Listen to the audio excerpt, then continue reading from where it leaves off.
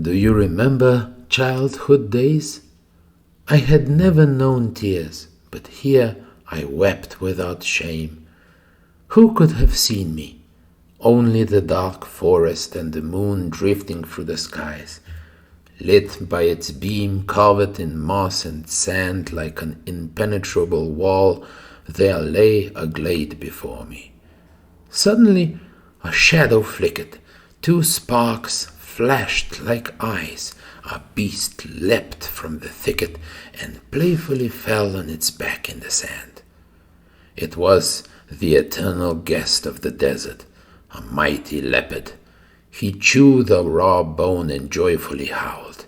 At times his bloody gaze turned upwards, gently wagging his tail toward the full moon, and his fur shone like silver. I waited, clutching my gnarled staff, ready for the moment of battle, my heart suddenly ignited with a desire for fight and blood. Yes, fate's hand led me down another path, but now I am sure that in my fatherland I could have been among the bravest warriors. I waited, and in the shadow of the night he sensed an enemy, and a howl, long, plaintive, like a moan, suddenly rang out. He began angrily scratching the sand with his paw, rose on his hind legs, then lay down, and his first furious leap threatened me with terrible death. But I struck first. My blow was swift and precise. My reliable staff, like an axe, split open his broad forehead. He groaned like a man and fell. Yet again, though blood poured from his wound in thick, wide waves, the deadly fight blazed anew. He leaped upon me, but I managed to thrust my weapon into his throat and twisted it twice there. He howled, lunged with his last strength, and we, entwined like snakes, embraced tighter than 2 friends, fell together, and in the dark the fight continued on the ground. I was terrifying in that moment. Like a desert leopard, angry and wild, I blazed and howled like him, as if I had been born into a family of leopards and wolves under the fresh canopy of forest.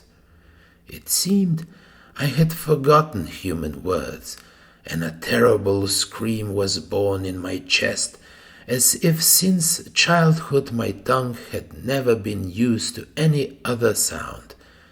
But my enemy began to weaken, to thrash about, to breathe more slowly.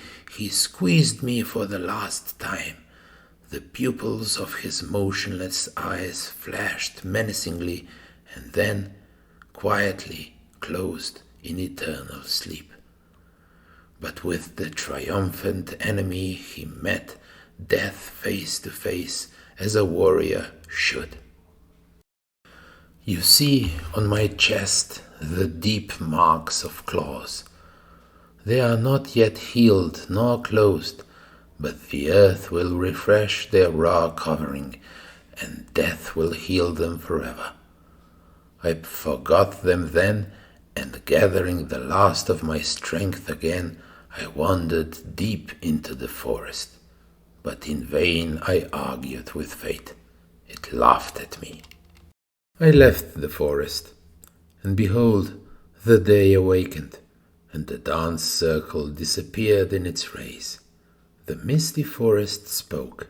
Far away, a village began to smoke. A faint, confused hum ran through the valley with the wind. I sat down and began to listen, but it felt silent along with the breeze. I looked around. That land seemed familiar to me, and I was scared, unable to understand for the long time that again I had returned to my prison, that it was useless. All those days when I secretly nurtured a plan suffered, longed, and endured, and all for what? That in the prime of life, barely glimpsing God's light amid the loud murmur of oak groves, I recognized the bliss of freedom to carry with me to the grave the longing for the holy homeland, the reproach of deceived hopes, and your shame of pity. Still immersed in doubt, I thought it was a terrible dream. Suddenly, the distant ringing of bells was heard again in the silence. And then it all became clear to me. Oh, I recognized it immediately. More than once with my child's eyes I had chased away visions of living dreams of dear relatives and kin, of the wild freedom of the steppes, of light wild horses, of wondrous battles among the rocks, where I defeated everyone alone. I listened without tears, without strength. It seemed that ringing came from my heart, as if someone had struck me in the chest with iron. And then I vaguely realized that I would never be able to find a path back home again. Yes, I have earned my fate. A mighty horse in a foreign steppe, throwing off a bad rider, will find a straight and short path back to the homeland from afar. What am I to it? My chest was full of desire and longing. It is a powerless heat and emptiness, a play of dreams, a sickness of the mind. The prison left its mark on me. Such a flower is a dark flower.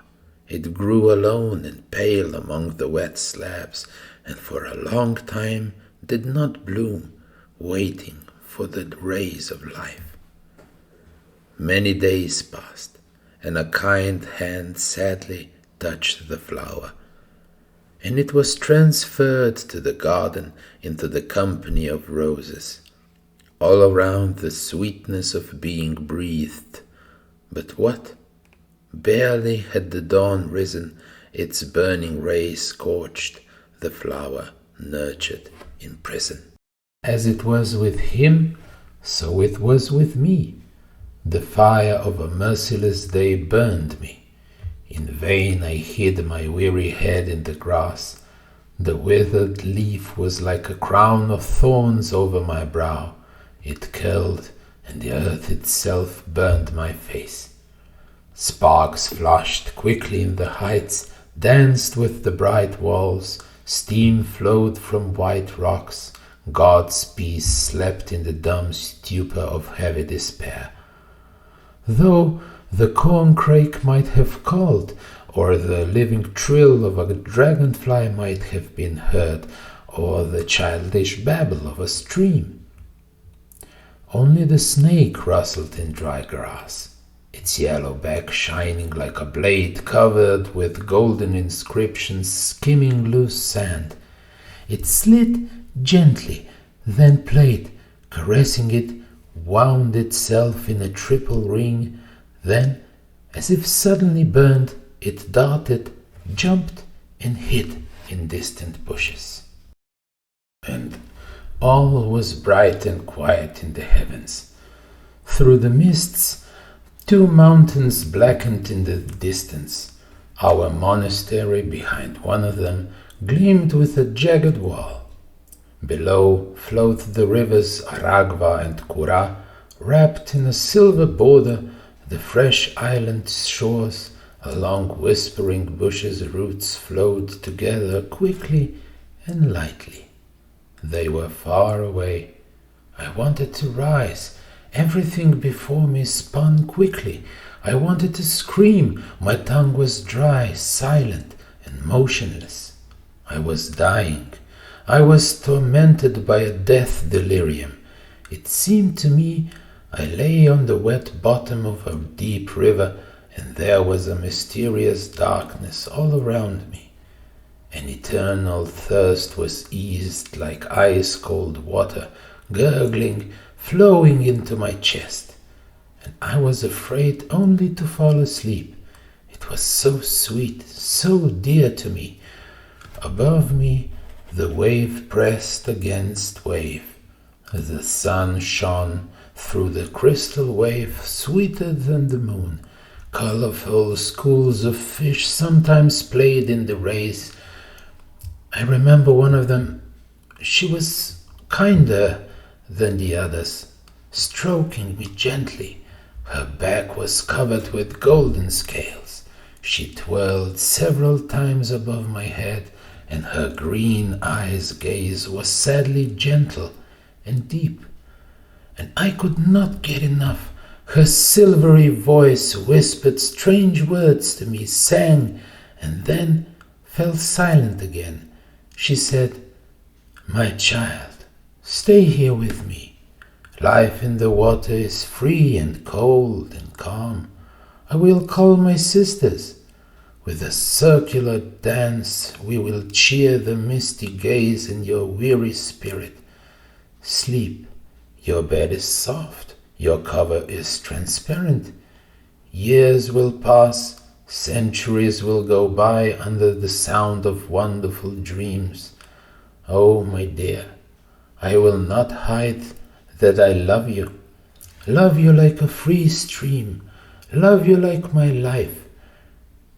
And I listened for a long time. It seemed the flowing stream quietly poured its murmuring with the words of the golden fish. Then I lost myself. God's light faded in my eyes. The mad delirium gave way to the weakness of the body. Thus I was found and lifted. The rest you know yourself. I have finished. Believe my words or not, I don't care. Only one thing grieves me. My cold and silent corpse will not decay in my native soil, and the story of my bitter torment will not call for any sorrowful attention within the death walls to my dark name.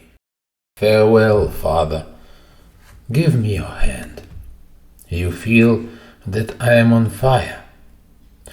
Know that this flame has lived in my heart since my youth, but now it has no sustenance, and it has burned through its prison and will return to the one who by lawful order gives suffering and peace to all. But what do I care? Let my spirit find refuge in paradise in the holy cloud-hidden land. Alas, in just a few minutes, among steep and dark rocks where I played as a child, I would trade heaven and eternity. When I am dying, and believe me, you will not have to wait long, command that they carry me to our garden, to the place where bloomed 2 white acacias. The grass between them was so dense and the fresh air so fragrant, and the leaf playing in the sun so transparent and golden. There let me be laid. Under the blue light of day I will drink for the last time. From there the Caucasus is visible too. Perhaps from his heights he will send me a farewell greeting, bringing a cool breeze, and close to me before the end a familiar sound will be heard again. And I will think that a friend or brother leaning over me wiped the cold sweat from my face at death's hour and softly sang to me about my dear homeland. And with that thought I will fall asleep and curse no one.